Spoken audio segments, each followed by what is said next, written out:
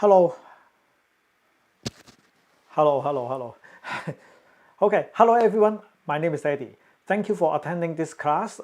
This is a joint class for PASM of Vancouver and also joint class of PASM Hong Kong. Today, we will concentrate on what is the difference between RAW and JPEG format photos. First of all, I'd like to welcome everybody to attend our class, and I hope everybody has a good weekend so far. Okay, we have a very good Saturday so far. We have a very good Saturday. We have lots of sunshine this weekend, and in Vancouver especially, I hope we can have more sunshine. Recently, I love to have more chance to go out and take more photos of eagles and other nature animals. In Hong Kong, I know we should have few days of sunshine already. I think we should have pretty warm springtime by now in Hong Kong. In Vancouver, it's still a little bit cool, about 10 degrees Celsius, so it's not too warm yet, but relatively it's a good weather in Vancouver. Okay, let's cut all the chase and we talk about what is JPEG and RAW format and when we should use them and why we should use any of them. Okay, first of all, I'd like to let you guys know most of our camera, I mean modern DSLR or mirrorless camera, we do have when we took our photos, we should have two kinds of format we can save to our system. One is called JPEG. JPEG is a very well-known format and it is very popular. You can view this photo in virtually almost any device, computer, mobile phone, TV, or anything. So this is the most popular graphical or should be photo format around the world. And then the second one, which we will go more deep today, is called RAW format. RAW format is something a bit special compared to JPEG. Each camera has its own RAW format. I should say in this way, not only each brand will be each camera. So by what we usually mean is for the camera, usually the sensor took the photos, it record all the data. Each pixel, each sensors, small dots will receive all the light information, the brightness of RGB, the red, green, blue. After it record all those information in 3 sets, and then it will save it into non-compressed, non-destructive. It's like almost like everything directly to RAW format. So RAW format is a very, I should say, it's a direct conversion between the sensor and back to our storage. So the other thing is JPEG. JPEG, of course, our camera can save it as well to JPEG format. As we say, the reason why we use JPEG all the time because it's really widely acceptable in all our display device from, as we mentioned, mobile phone to TV, computer, everything. The thing why we want to talk more about RAW and JPEG today is because there are some trade-back for using JPEG, and also there are some trade-back when we're using RAW. Okay, let's talk more about JPEG format first. JPEG, there is a limit of dynamic range. Most of our camera today will have at least, I could say, 13 stop. I think 13 stop will be very, I should say, not very ideal in today's world, but many will have 14, maybe even more than 14 stop, but 13 stop will be like a very minimalistic camera. Even many situations will, at least I think, will have 12 stop. But there is a thing, it's like JPEG cannot record everything. JPEG is what we call a compressed and will lose our data's format, photo format. What it does is it will get all the raw data from the camera, and then the camera will have a chipset to compress everything based on its best algorithm and make it to a JPEG format with the least damage to your photos. What does that mean? Means even though your camera can record maybe at least 12 stops, so most of our camera can record 13, 14 stops, you lack of, it will automatically, I should say, it will automatically almost say destroy at least 2 stops for your camera. So the photos in our naked eye, we will see it seems to be quite the same. Later we will show to you about the RAW and JPEG photo comparison. But the thing is, when you want to go to photo editing, it limits the probability that you can bring up the shadow or suppress the light.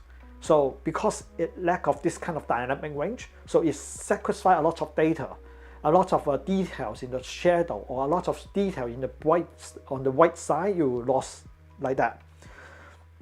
Then of course there are a few more good things besides we say compatibility. The bad thing is about we lost a lot of data. And then another thing is really simple, is our workflow. So if you have set everything in your camera, you can capture the perfect photos. You don't need really a lot of adjustment. You want to just send it out to your social media right away. Most of the camera now, you can connect your camera to your phone, and then it will just send it to Instagram, Facebook, or whatever social media you like, or share with WhatsApp or any media. So JPEG is very versatile, or we could say very easy to sharing between all the platforms. Okay, then I could say beside the loose, like the quality of that, JPEG is quite good. It's really good about sharing. And also one thing I like JPEG is the file size is really small. Sometimes when our camera is not like a very high-end one that can save like 30 photos, or maybe I shouldn't say 40, but 30, or maybe just even 10 photos per second, because a lot of our camera can take at least 7 photos per second. The thing is, if your camera can take such a high-speed photos, your memory card might not be able to write it so fast. Then we do need a smaller photo format to allow it to write faster to the memory card. So JPEG is a good thing because their file size is really small relatively to RAW format. Maybe RAW format will be 10 megabyte per each of them, or I think 10 is already kind of like compressed, but not in a loosey way, like not damaging way. But normally maybe 20 something megabyte to 30 something megabyte.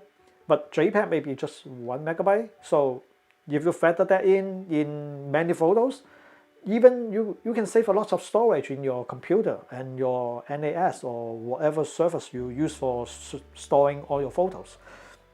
So JPEG has another edge, is because it's very small. It compresses all the files data, and then you can use it in a very efficient way. And then as long as you don't need a lot of editing, it can give you some edge of fast processing because it's very small. So let's talk about RAW format. RAW format, the first thing I like it is because it doesn't lose any detail. It doesn't lose any detail at all. You can have all the details as much as the camera can capture. The thing is, theoretically, this kind of RAW format can capture up to 16 stops of data. But as I say, our camera may be 13, 14, 15, it will be really good camera. So we still have one more stop. We haven't used it yet. Until the time, maybe the camera can have 17 stops or more. So RAW format will be sufficient enough.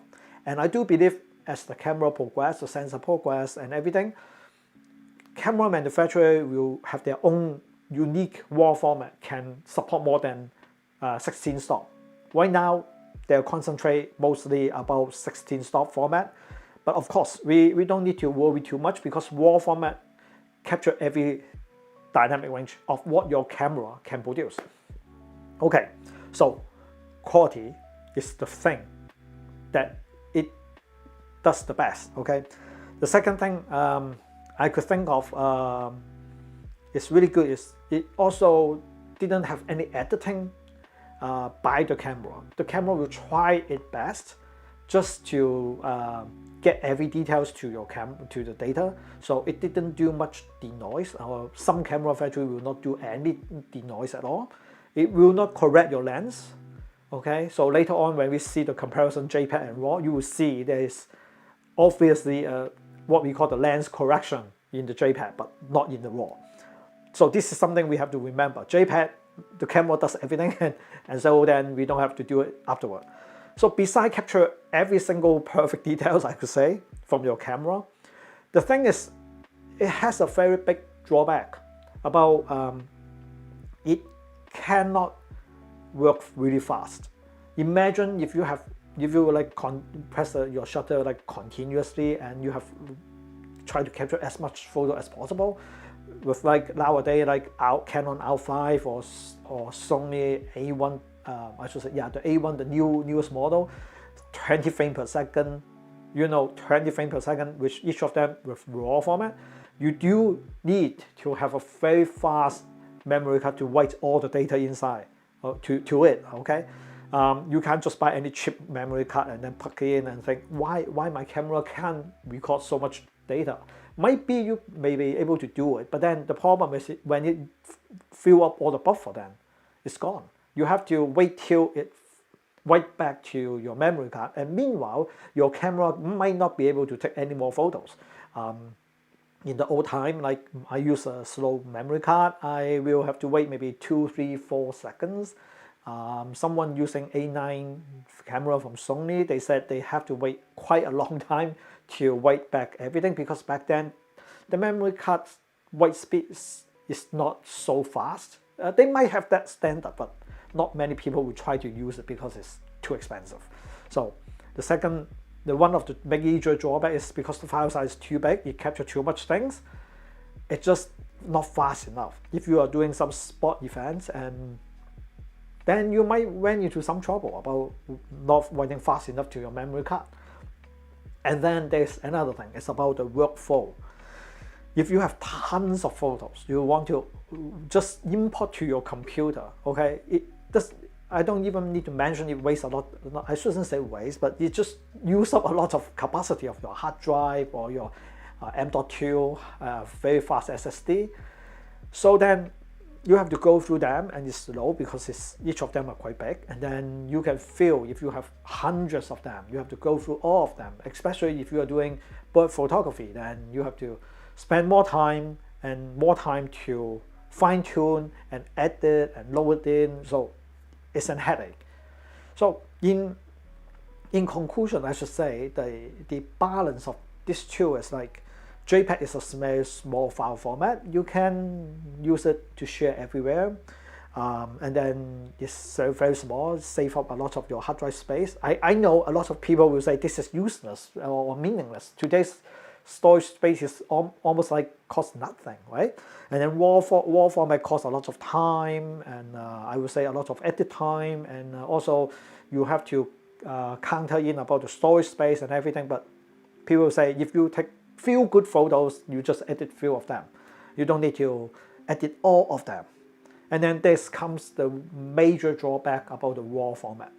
RAW format can't be shared between easily, I should say, can't share easily between Facebook, WhatsApp, or any other social media.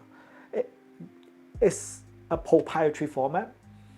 Sometimes it's so bad that even a new camera come out, maybe Adobe Photoshop or Lightroom don't even have their own, I should say, they plugged in to read that file format.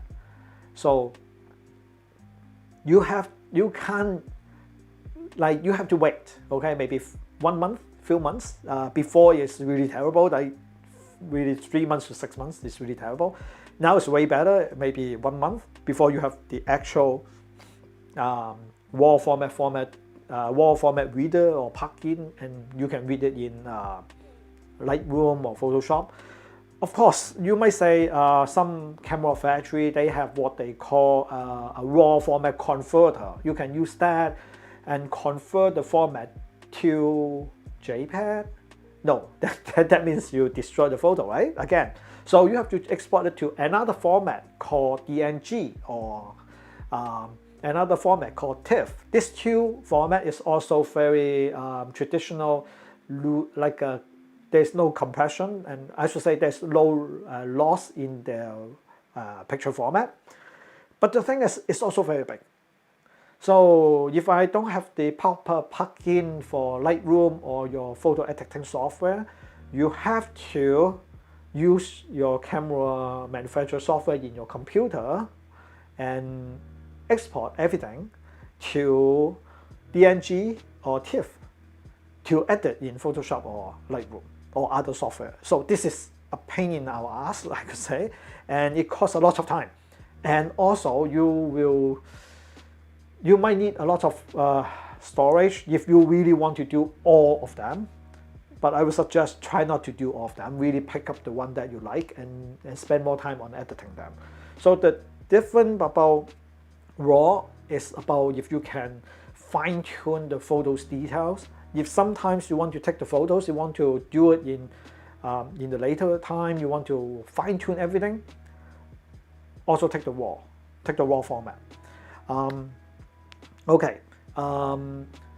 I will explain in more detail about my own preference and how to do it, and then it's just a reference for you. It might not be very, I should say, may not be everybody will agree to me. Even I have a lot of friends, and they argue about which one is better and why I'm doing that, why they're doing that. Everybody has their own reason. But I do believe that sometimes I'm a little bit lazy. So I want to save some of my time. I don't want to spend too much time to work on everything. So when I will use JPEG, if I know I will share my photos on social media right away, I don't need a heavy editing. I don't need to think too much about bringing the shadow back or suppress the bright side. I just want to enjoy the day, take the photos and boom, and send it to social media, or even sometimes maybe just share like group photos, family photos, and sharing it ASAP to all friends. Then JPEG is a good choice. We do need to compete with mobile phone, do we? Yeah, we do. Okay, so we have to compete with mobile phone. We need to do it really fast, because nowadays mobile phone can take also very great photos. So we do need to make sure we don't spend too much time to compete with mobile phone. Okay, and also the second thing, as I mentioned before, if I will take a lot of how should I say? Sorry. If I do take a lot of photos in a row, like a fast situation, like a sporting event, I might choose JPEG instead of RAW. For one thing is JPEG can allow us to sharing the photos much faster, and also it can save to the memory card way faster. So I tend not to miss any moment. I'm a little bit lucky because my EOS R, the first gen of EOS R, is the shutter speed is, I should say, the continuous capturing speed is so slow. It's like 5 to 6 frames per second. So I literally don't matter for me to continuous press, and it can save RAW and JPEG all the time. It doesn't fill up the buffer at all. I could say it's almost like like that. But then if you have a like 7 frames per second camera, even a lot of mid-grade now can have 7 frames per second now, you'll find that I do need to make sure that I have enough white speed, or I might not be able to take the RAW format with JPEG together. So I will tend to just take the JPEG. If I need to sharing it automatically or very fast or everything, then this is the reason why I will use JPEG. And then when I will use RAW, if I want to go out and take some scenery, and that is like a primary photo walk or something, I do need to make sure I capture every details, and I can bring it back into Photoshop or Lightroom to edit them later on then. So this is one of the things that I will choose, and I think when those time, RAW format will be very good. But for me, even if I'm not writing just RAW. I will just also writing the JPEG and RAW together. But one thing is I like to share to Facebook or Instagram immediately. So I took the photos and then I send the JPEG to my phone and then just a little bit edit and then I will just post it into Facebook or Instagram. So it's way faster in that way. Of course, my phone can do the RAW convert to JPEG because the Canon has a mobile software, but then it just costs too much time, and especially when you try to transfer all those photos by wireless, by Wi-Fi to your phone, you will understand this is really slow, and all those files takes tons of time and a lot of storage on your phone, and your phone is not unlimited storage. So then that is a big drawback. Okay, basically I explained the reason why to use this tool, and now we switch to some samples, and then I let you guys see the difference between these two, and then hopefully you can have a better understanding. Okay, so the first photos, I have already import everything to Lightroom, and as a tips, the Lightroom will not import if those two files the RAW and the JPEG is the same name, just the extension is different. Lightroom will automatically think they were the same files. Okay, it will not import it at all. So you have to make sure that in my case I rename it with a little bit different. This one with the Eyes of Hong Kong, and you see CR2 here, and then the other one I name it to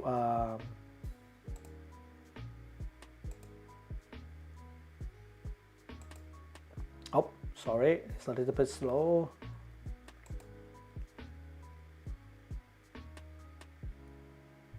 Yep. Okay, you can see it's named J_J.jpg. Okay, let's concentrate on these two photos a little bit closely. The first thing I want to talk about is the perspective or the lens correction.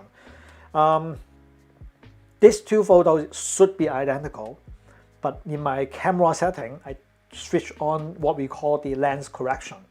This is especially useful for JPEG. So if you take JPEG form photos, remember to enable this kind of what we call the lens correction. The reason why is you don't, as I say, we want to do everything really fast. So we ask the camera to do everything. Okay, we will. The workflow is camera, mobile phone, and boom, internet. Okay, to Facebook or Instagram. So as you see here, okay, we look at the color, and then this one. The color is a little bit different. You can see, right? And I bring up a more obvious one. Maybe I bring this one up. This one.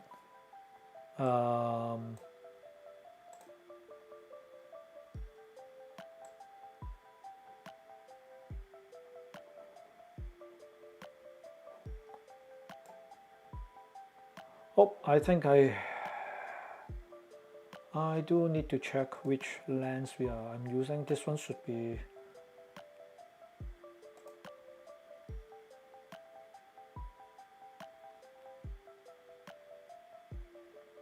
Nope. Okay. Somehow this two is very close. Let me bring up one which is very obvious. No, sorry, my bad. Okay, this two should be more obvious. Okay, let's see. Yep. Okay, this is what we call the RAW format. It's captured by EOS R, and the thing is, it has you can see here. We try to remember the leaf, okay, and the overall perspective. And then when you press the I press the 18 you can feel the whole photo has a little bit correction. It make the center point to de-barrel a little bit. Okay, and this is the thing, when you take the RAW and JPEG together, the JPEG one is always has the lens correction. The few before, I might not enable the lens correction for those, but this one is definitely I have enabled the lens correction in JPEG format. So as I say, if you want to share the photo right away, you can see this one is bright enough, it's rich, color is saturated enough. Those blue area are just simply because it's too dark. At this moment, it tends to be almost like you lost all the data. And then this one is the RAW format. The color is not so saturated, and also it didn't do the de-barrel. And then we can do the calibration.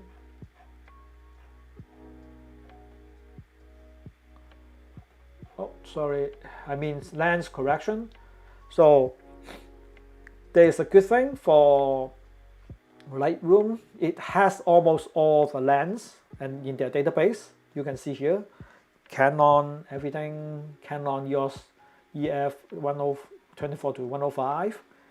And now if we press on 18th, you can see it's really close to each other. Maybe a little bit, but you can see it's already did the lens correction. Of course, you can continue to do the distortion or vignetting and everything. The thing is, if you work in RAW, make sure that you might have to do this lens correction for RAW format. For JPEG, it should be always done within the camera. But as I say, if your camera you didn't set the camera to be lens correction or do any lens correction, then you have to do it again in as well in Lightroom or Photoshop. Okay, now let me show you about the dynamic range. Okay, here is the histogram. As you can see, even these two photos, I didn't touch on any photo editing. The JPEG one has more blue area. The blue area means I lost the dark data. And the red one, the sun, is like it's too bright. It doesn't have any details. So, for example, in this case, if I change the dark area or the black area, I can bring up the shadow.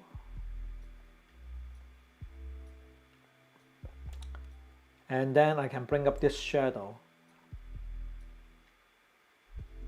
And you can see almost even the flower here relative to before. It's like, yeah, nothing. Okay, even I don't tune it like by myself. I asked it to tune by Octo. It did an okay job, but I will say, if you really want to bring back what we call the shadow, you can really do it. And as you can see, it has all the flowers and everything in here. Okay, and for the sun, the white part, I can bring it down to show back the sun here.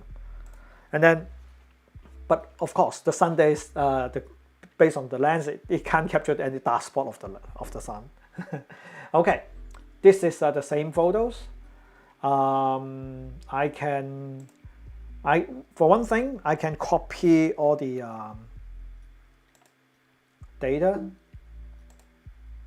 all the lens correction and everything, and try to paste it in here. But for one thing I shouldn't do, I shouldn't copy the lens correction. Let me do it one more time. So lens correction, transform, effect, calibration, noise reduction. Since we haven't did any noise reduction, so it's okay. And then if we paste it in here,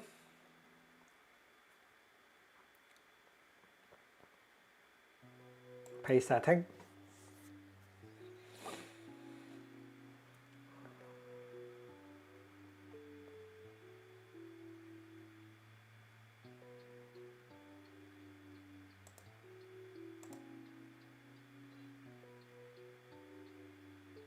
Yup, it's a little bit slow. Okay, it's not working here. Why it's not working? Copy.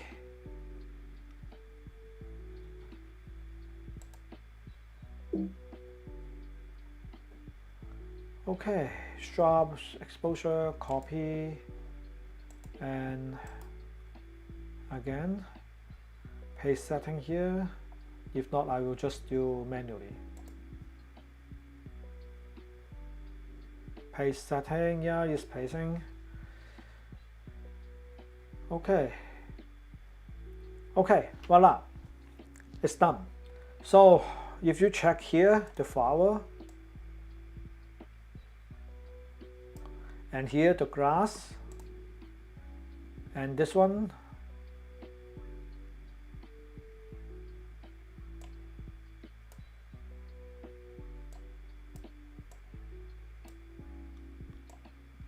you can definitely see the difference. You can see the roof here of another house and flower, all the details here, right? And then if you check this one, you can guess, or you can say, how about if we bring back more shadow? Yep, if you bring more shadow back, you can have more details, but you can see the flower definitely is not as vivid as the raw format relatively to this is the raw, and that is the JPEG. You can see the JPEG format is a little bit, the color is a little bit dull. So, but that's not it. Okay, if you look closely to, this is another roof behind the tree. Basically, I can say it's almost like no detail here. It's just a batch of gray color. And then we check on 17, the raw format.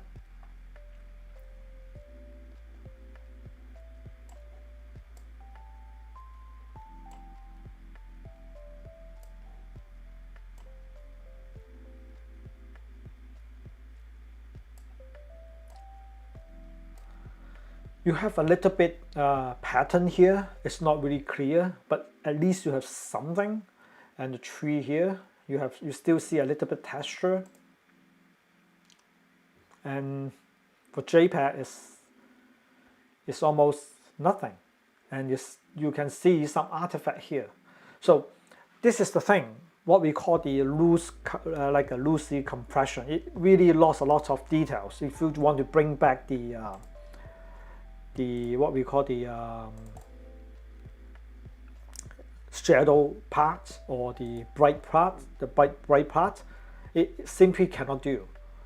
There's a limit.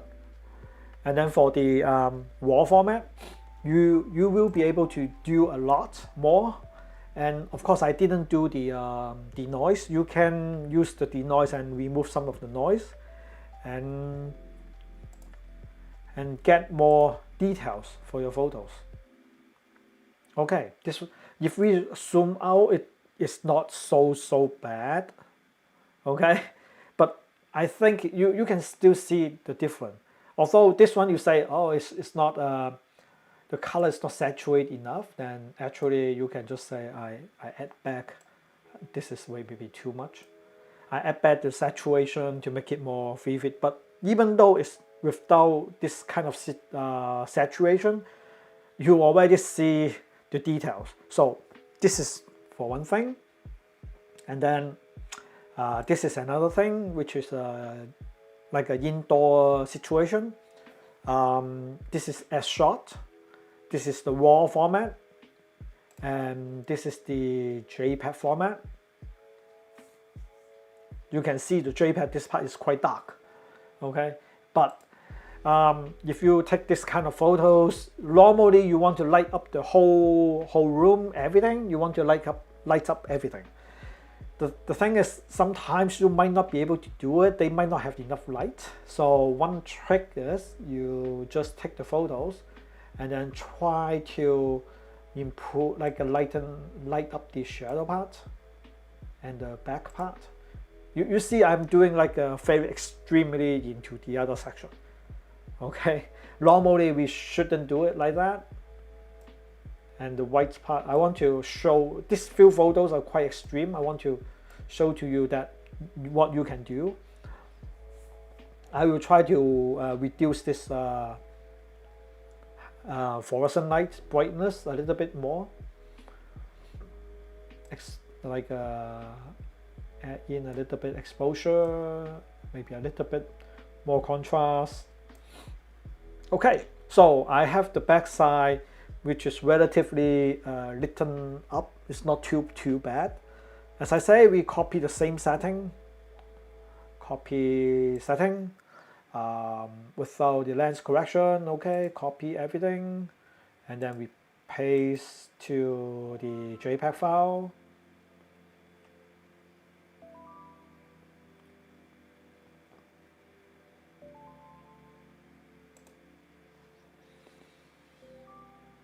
Even here in JPEG file, it's already too bright for this wall.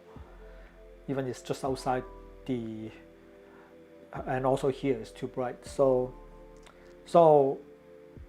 at the first scan, it's not too bad. But if you see closely at the center part, you can see tons of noise here and here, and you can say, well, how about the raw format then? Okay, let's check on the raw format. It's not as good or as clean as what we want. We still have a lot of noise, even actually everywhere. But relatively, this one is still more presentable. We don't have strange color like green or sudden red.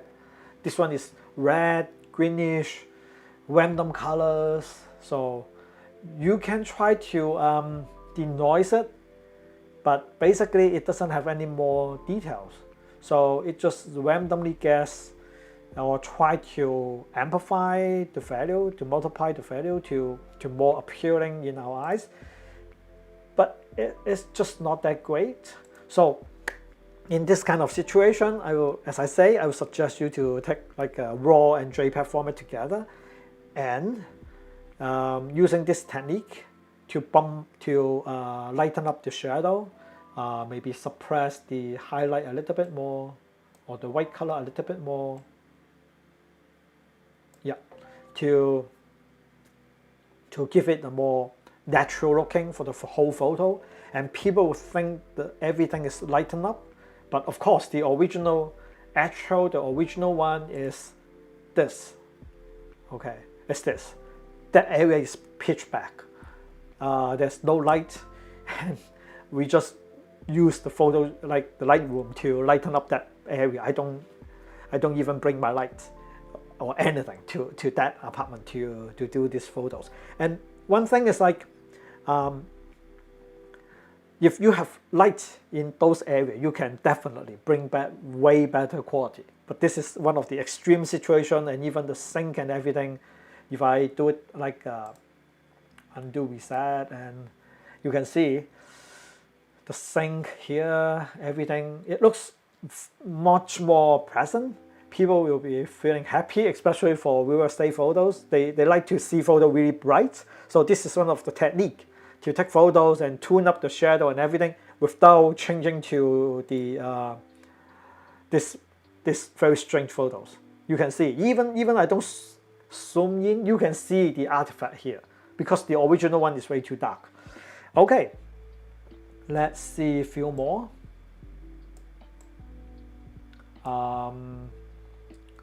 This one, I like to show this one. This one is last year, Vancouver, we have a sakura blooming about April time. So we might have some sakura in Vancouver blooming very soon. As you can see, the sky is very bright. The tree is too dark. I would like to bring back the shadow, so at least I can see some of the tree, the details of the tree trunk, as you can see. And the sky is way too bright, so I can tune it down.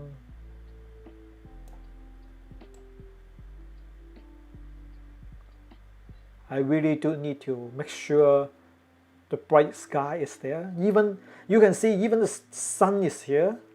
You can still see all the color details here, and then the crowd and everything. You can see all the crowd's details. If you can see in here, it's way better. And for the JPEG one, I'm not saying it cannot be done because actually when I first start off in the photo editing, because back then my computer is not very fast. Today, because I'm doing a streaming and everything, is quite taxing in for my computer, so it's kind of slow. But you can see in the beginning of my photo editing, I use a JPEG, and I realized a lot of problems because I'm completely lack of details. Computer cannot guess so many things. So basically, so far the tree trunk, if I didn't zoom in, it seems very similar. And I try to lower, and you see here, there's no detail for me to bring back here, this part. It's just gone, okay? If I relatively compare to this one,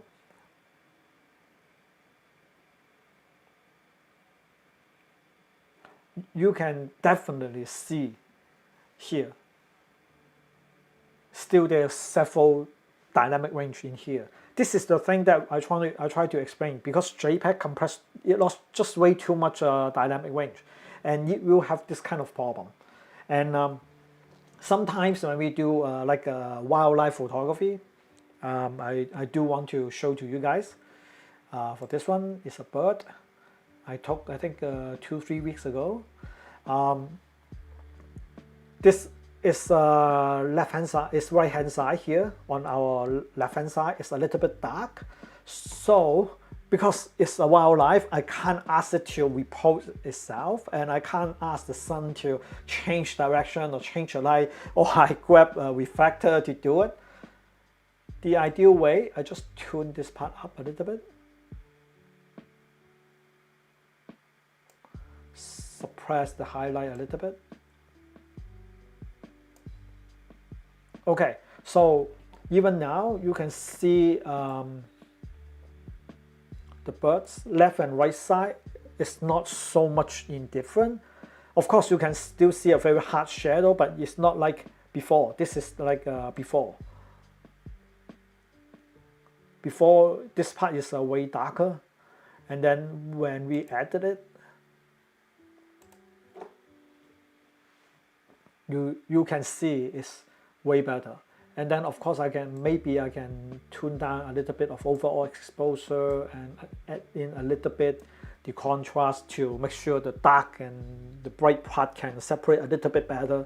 So this is another thing for taking for wildlife. It's an ideal thing if you can take raw format and then you bring back the best out of them and just edit the best, those best one. And then, as I say, bring back the shadow, or I should say lower the highlights a little bit to make it the whole thing to be more balanced.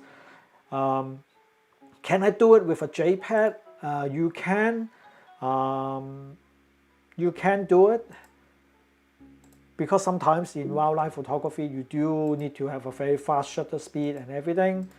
But unfortunately, you might lose a lot of what we call the details to work on. Oopsie.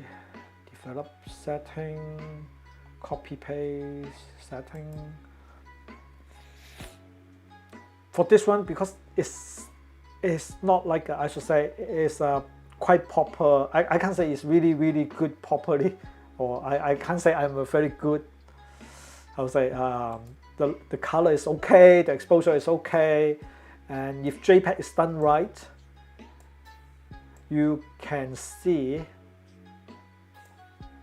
the shadow and everything is still okay.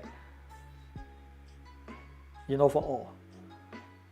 If you ask me, the thing is for these photos, this specific photos, I just added in raw format. This is to edit in a JPEG, I could say it's probable, it's okay, because this photo didn't use a lot of, I could say I didn't have too big contrast, and I don't need it to save like almost 2 stops of light.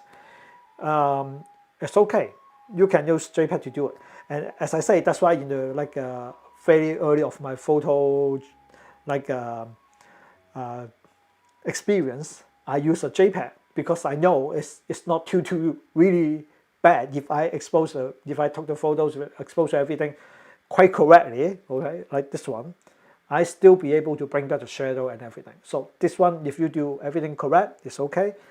But as I say, because RAW has more dynamic stop, so you can, like in this one, in the indoor environment, you can definitely help you out when something that you cannot do a proper exposure. This one, actually, the sunset one, actually originally I want to do is more like a shadow cut, or like a shadow for everything. I purposely darken everything. So this is why it's very hard to have the JPEG to bring back the darkened part. The thing is, if you want to ensure all those photos to be able to do all this editing very effectively, remember to use RAW format. Okay, it's just simply as that. Like this one, I can ask it to automatically calculate the tone exposure. It will do a decent job. It might not be what I would like.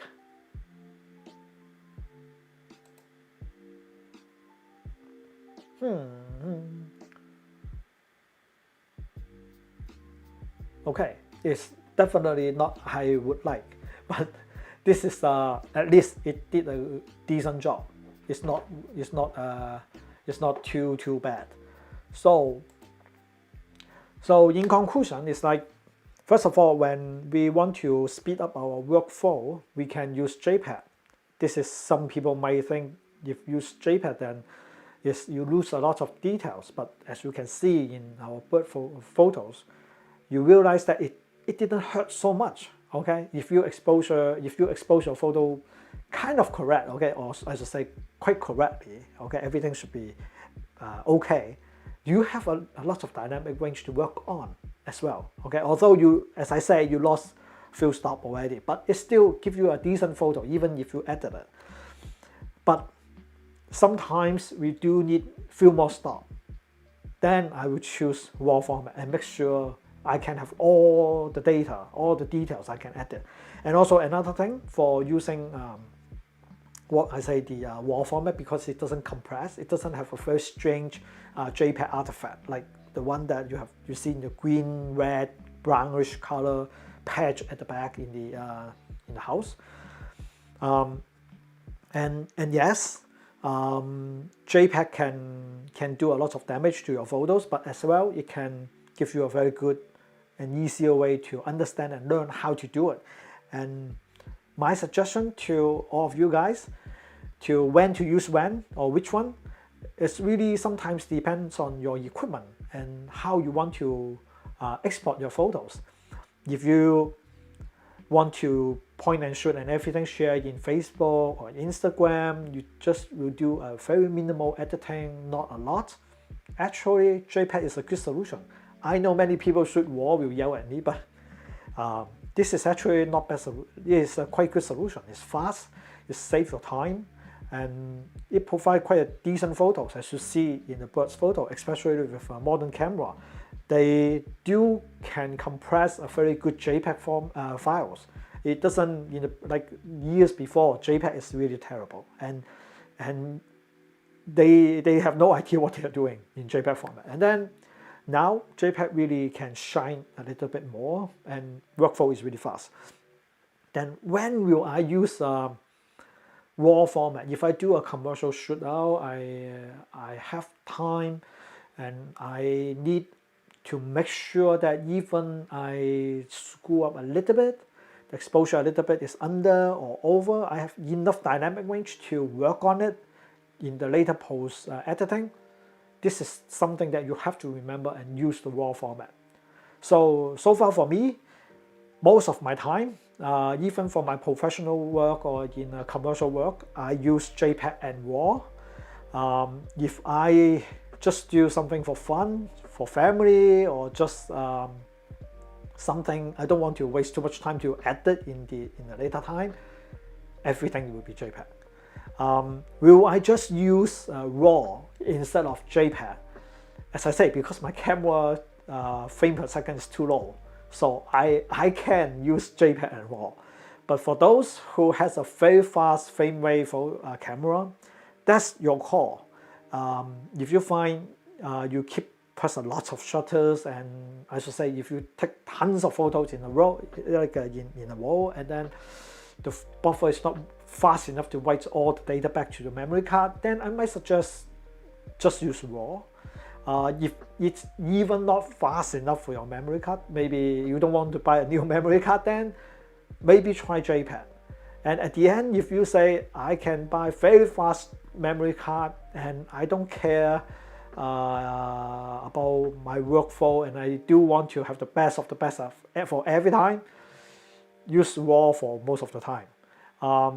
Okay, thank you for attending my class. I hope I can explain more in details about the JPEG and RAW formats difference, and also I show you a little bit about these two formats, what is the difference between actual when you're editing this two format and what you can expect to get out of it, and some trick that can help us when our lighting is not good enough, then we can do this trick to help us out a little bit to lighten up our photos way better than before. And I hope that people will understand why one of the reasons we use a good camera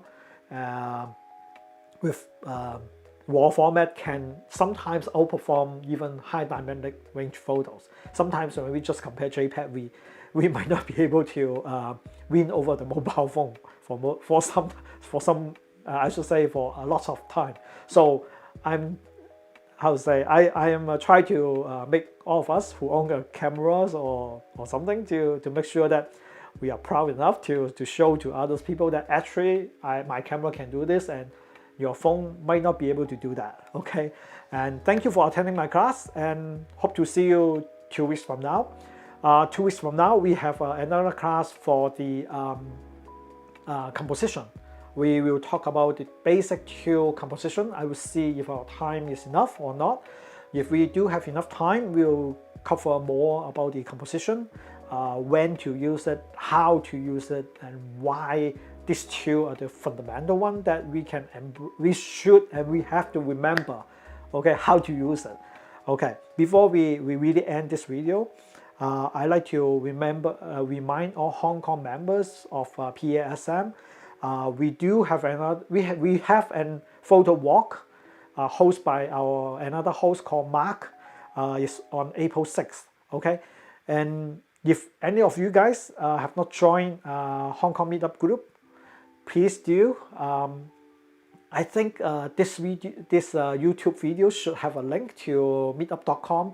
If you cannot find the link, maybe I forgot to type in the URL. Just at meetup.com, type in what we call PASM. Okay, it should have only one group called PASM in Hong Kong, also in Vancouver. Okay, thank you everybody for attending our class, and see you next time. Bye bye.